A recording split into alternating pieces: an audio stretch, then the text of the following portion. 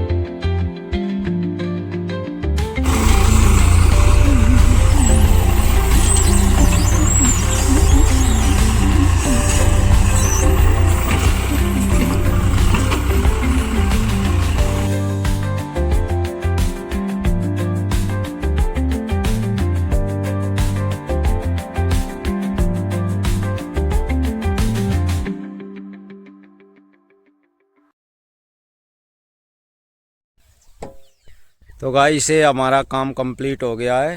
ये 6 पिलर के गड्ढे खुद के कंप्लीट हो गए हैं। ये देखिए, ये रहे गड्ढे इनके, और ये लेट बाथ का गड्ढा। तो ये हमने सारा काम कंप्लीट कर दिया और ये रखा है अपना बैकहो लोडर। और इसकी परफॉर्मेंस तो आपने देख ही ली होगी कैसी है। तो थैंक यू दोस्तों, आज के लिए बस इतना ही।